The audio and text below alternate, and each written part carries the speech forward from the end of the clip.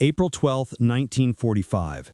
A dirt road cutting through the scarred heart of the Reichswald forest, Germany. The air is thick with the smell of damp earth, diesel fumes, and the sharp metallic scent of fear. A column of women in the tattered remnants of field-gray uniforms trudges forward, eyes fixed on the mud. Their boots, where they still have them, are caked. Their faces are smudged with grime and exhaustion. They are the rear echelon of a shattered army. Signals operators, typists from Wehrmacht headquarters, Luftwaffe auxiliaries whose airfields are now just craters. Leading them is a British sergeant named Thomas Finney, 8th Rifle Brigade. His face is impassive, but his grip on his Sten gun is tight. His men flank the column, watchful. This is the vulnerable time, the point where humiliation curdles into desperation. The German women had heard the stories. They'd been fed the propaganda, the warnings of what the Englander would do, the whispered horrors. They braced for the looting of personal effects, for rough hands, for a deliberate, calculated stripping of their last shreds of dignity. You can see it in the way they hunch their shoulders, in the way the younger ones, girls really, of 17 or 18, keep their gaze locked on the back of the woman in front. They are steeling themselves. The column halts at the edge of a sprawling makeshift enclosure, a POW holding camp, a sea of churned mud and chain-link fencing. Nissen huts huddle in the distance. This is it, the threshold. Finney barks an order, his voice cutting through the damp air. The women flinch as one. This is the moment the story said would come. But Finney's orders are not what they expect. Prisoners will form a single line here. You will be processed before assignment to quarters. A young Luftwaffe Helferin named Lena Mueller, her once proud blue-gray jacket torn at the shoulder, risks a glance. She sees not leering faces, but tired soldiers following a clipboard. She sees tables, and on those tables she sees bundles, neat, drab, olive-green bundles. What happens next is not an act of war, but a meticulously planned operation of a different kind. A British corporal, a man who 6 months prior was a schoolteacher from Leeds, steps forward. His German is slow, deliberate, meant to be understood. You will each be issued a change of clothing. 1 set of trousers, 1 shirt, undergarments, a towel, a blanket. You will proceed to the designated tents to change. Your old uniforms are to be left for disposal. The words don't land. Not at first. They hang in the air, a puzzle. Fresh clothes? Private tents? This is not the script of conquest. This is a logistical briefing. Lena stares at the bundle thrust into her hands. The wool of the trousers is coarse, utilitarian, but it is clean. It smells of nothing but soap and storage. It is, in that moment, the most alien object she has ever held. A kindness, offered in a place where she had been promised only cruelty. It makes no sense. Her mind, conditioned for defiance or submission, scrambles for a trap. Is this a trick? A prelude to something worse? Sergeant Finney watches the confusion ripple through the column. He sees the suspicion, the fear that this is merely a more sophisticated form of humiliation. He gives a curt nod. A guard gestures toward a row of large canvas tents, their flaps closed. 1 at a time. Take your time. Lena Mueller is one of the first to step inside a tent. The canvas world falls away. For the first time in days, perhaps weeks, she is alone. The only sound is her own ragged breath. There is a single cot, a small stool, privacy, an unimaginable luxury. She places the clean clothes on the cot. Her fingers, numb with cold and tension, fumble with the buttons of her filthy uniform. The act of removing the old uniform feels like a shedding not just of dirt, but of something heavier. The uniform that had once meant purpose, then meant defeat, now meant only a past she was being quietly, firmly asked to leave behind. As she pulls on the unfamiliar British issue shirt, the coarse fabric scratching against her skin, the reality begins to dawn. This is not a trap. This is policy. This is how it is going to be. Outside, the line of women waits, shivering in the gray light, watching for Lena to emerge. What will her face show? The canvas flap of the tent twitched, then opened. All eyes in the sodden line locked onto Lena Müller as she stepped back into the German afternoon. The change was both stark and subtle. The olive-drab trousers and shirt hung loosely on her frame, impersonal and uniform. But her face, that was where the story was written. The grime was gone, wiped away with the British issue towel. The pinched, hunted look had softened into something more complex. Bewilderment, yes, but beneath it, a flicker of visceral relief. She held her bundled old uniform not like a trophy, but like a relic from a distant, feverish past. She didn't look at the other women. She simply took her place in the new line forming under the corporal's direction, her gaze inward, processing the quiet earthquake of a basic human need being met. You have to understand the architecture of their expectation. For years, Joseph Goebbels' propaganda ministry had sculpted a specific terror for German women. Radio broadcasts, newsreels, party leaflets, all had painted the advancing allies, particularly the Soviets from the East, but also the Western forces, as beasts of vengeance. The narrative was unflinching. Capture meant defilement. It meant being stripped, literally and figuratively. It was a psychological fortress built to encourage fight-to-the-death resistance. That fortress began to crack not with a bang, but with the silent, mundane issue of a clean pair of socks. The processing continued with a calm, bureaucratic efficiency that was in itself a shock.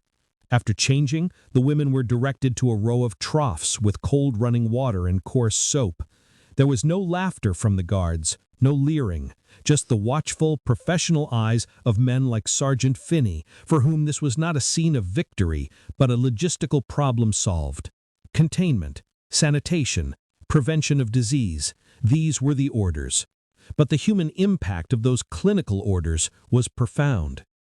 An older woman, a Stabshelferin, named Elsa Behrens, who had run a communications switchboard in a Berlin bunker, stood stiffly as a Royal Army Medical Corps orderly examined a shallow cut on her forearm. She expected iodine to be slopped on, a painful jab of indifference. Instead, the orderly, a man with gentle hands, cleaned it methodically and applied a neat bandage. "Keep it dry," he said in halting German, meeting her eyes for a second before moving on.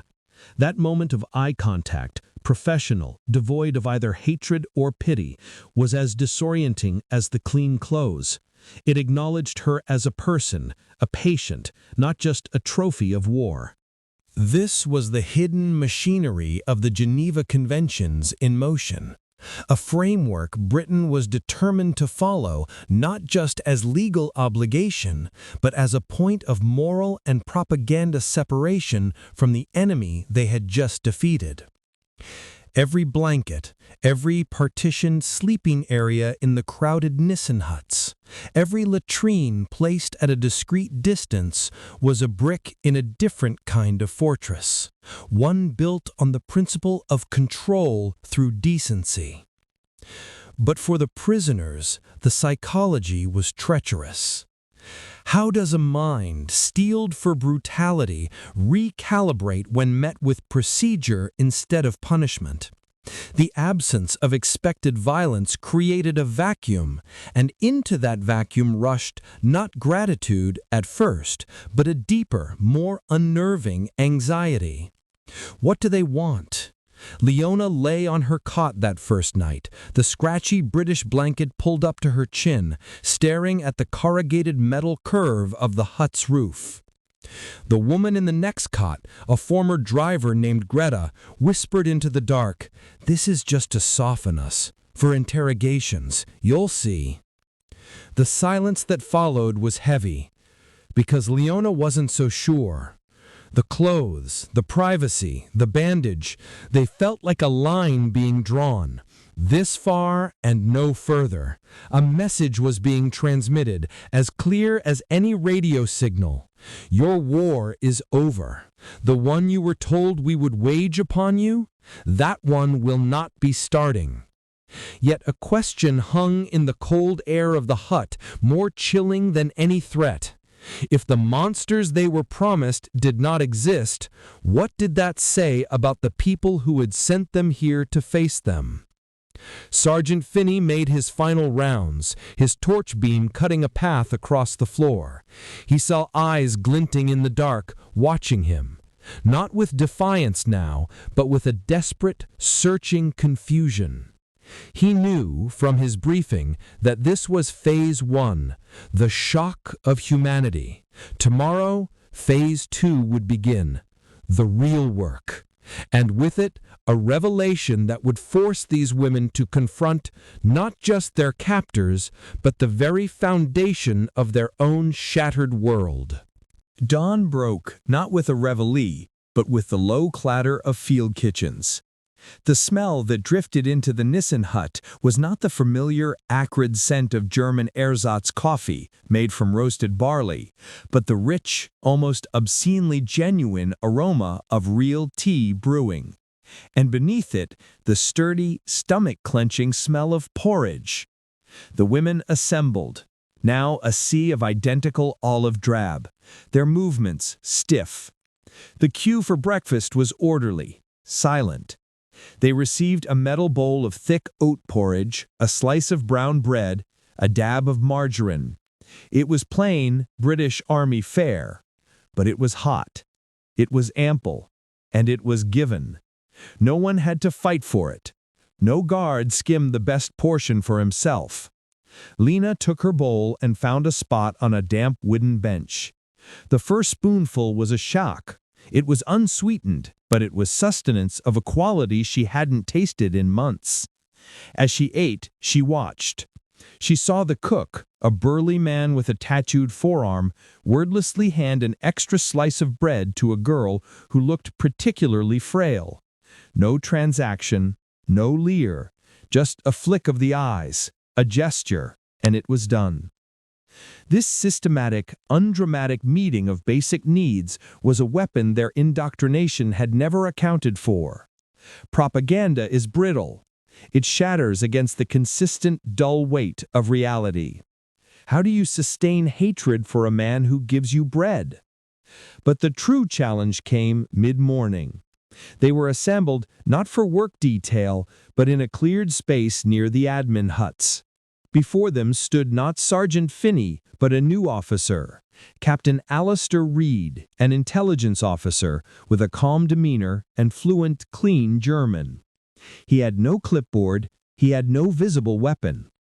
"You will be interviewed," he stated, his voice carrying without strain. "Not interrogated. The purpose is to ascertain your identity, your former units, and any specific skills. This is standard procedure under the Geneva Conventions." The word interview hung in the air. It was a civilian word, a professional word.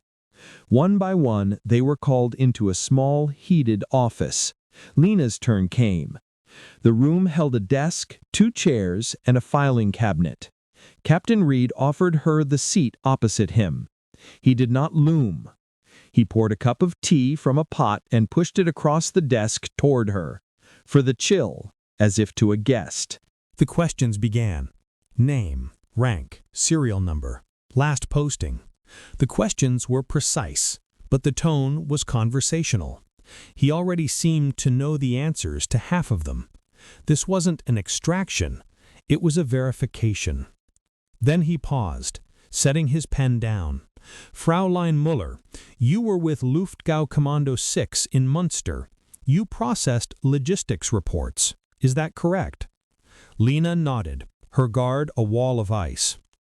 "You would have seen the figures for aircraft production, for fuel allocations," Reed continued, his eyes steady. "You would have seen the reports from the front, the real casualty lists, not the ones published in Völkischer Beobachter. Lena said nothing. This was the trap. The softening was over. Reed leaned back slightly. I am not asking you to reveal anything. I am telling you that we already know. The factories are in ruins. The fuel is gone. The Eastern Front has collapsed. Berlin is surrounded. He stated it not as a threat, but as a meteorological fact. A storm has come. The war is over. Your loyalty to your former command is now a historical formality. Your duty now is to yourselves and to the future of your country.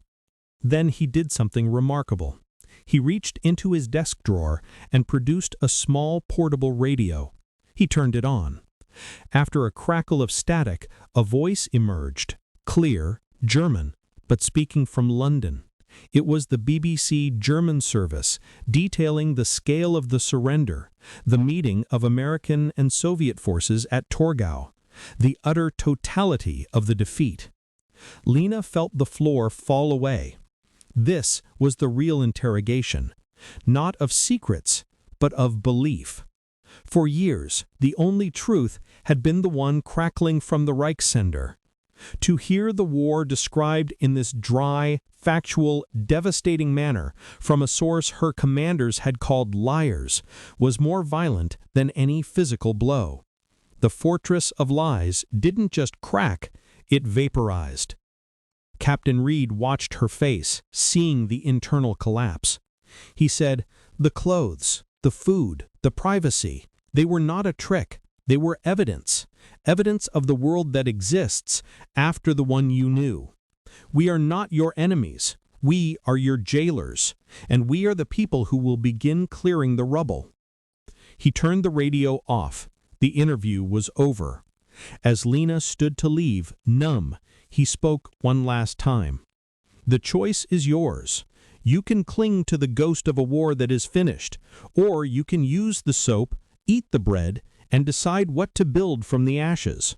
But know this, the humiliation you expected, that was the currency of the old world. It has been debased. It is worthless here." Lena walked back into the compound. The sky was the same gray, the mud was the same mud, but nothing was the same. She looked at the British guards, at the simple structures of the camp, and saw them for what they were. Not a pen for prisoners, but a quarantine for a defeated ideology. And she, and hundreds like her, were now patients in that quarantine, forced to confront a most terrifying prospect, survival on terms they never imagined. The greatest battle was no longer outside the wire. It was within, and it was just beginning. The camp settled into a rhythm, but it was a rhythm that felt alien, like a heartbeat after a long fright. Days were marked not by air raid sirens or frantic orders, but by the clang of the meal bell, the distribution of laundry tokens, the designated hours for exercise in a fenced-in square of beaten earth. This orderly progression of mundane events was, in itself, a powerful reinforcer of Captain Reed's quiet declaration, "The war is over." Lena found herself assigned to a work detail, not digging trenches or clearing rubble, but mending. A large tent was set up with sewing machines and baskets of British Army uniforms needing repair. Torn trousers, frayed collars, buttons hanging by threads. The work was quiet and methodical. Her hands, once skilled at typing logistics reports for a war machine, now learned the different tension of khaki thread. The woman next to her, Greta, the former driver, was patching a sock with a precise, angry focus. "We are fixing the clothes of our jailers," she muttered, a last bastion of defiance. A British corporal overseeing the detail, a young man with a patch reading Wilkins, overheard her. He didn't reprimand her. Instead, he held up a greatcoat with a torn liner. "This one's for one of your lot, actually," he said, in careful German. "The nights are still cold." He pointed to a growing pile of repaired blankets and coats destined for the prisoner quarters. The act of mending was not servitude. It was participation in the very system that sustained them. The geometry was inescapable. They were stitching the fabric of their own containment, and in doing so, being subtly woven into a new social contract. This was the architecture of normalization, and it was meticulously designed. A week after their arrival, a new structure appeared, a small library tent. The books were in German, not propaganda, but tattered copies of classics by Goethe, Thomas Mann, and even translations of Dickens and Jane Austen. The very presence of these books, these vessels of a shared European culture that the Nazis had sought to corrupt, was a silent sermon. It said, "You are not barbarians. You are not subhuman. You are people who can read." For Elsa Behrens, the older switchboard operator, the sight of a well-thumbed copy of Faust was a physical ache. She had not held a book in 2 years. She picked it up, her fingers trembling, and the familiar weight of it in her hands broke something open. She did not read it, she simply held it and wept silently, her tears falling on the cracked leather. A guard saw her, turned, and walked the other way, granting her the privacy of her grief. Then came the photographs. A team from the political warfare executive, armed with notepads and cameras, arrived with Captain Reed. They were not there to document atrocities, but to document process. They took pictures of the laundry lines strung between huts, heavy with olive drab. They photographed the library tent. They captured images of the women receiving their rations, their faces no longer etched with terror, but with the blank, weary focus of civilians in a queue. Captain Reed gathered a small group, Lena among them. He showed them one of the developed photos. It showed a young woman, her hair now clean and tied back, receiving a medical checkup from a Ramsey orderly. The scene was clinical, humane. "These photographs," Reed explained, his voice devoid of triumph, "will be distributed in Germany to newspapers that are being reformed, to your families where we can find them." The implication detonated in the quiet tent. This was the final masterful stroke. The British were not just treating them humanely, they were documenting that treatment. They were creating an irrefutable visual record to be sent back into the heart of the ruined Reich. This was the antidote to Goebbels's poison.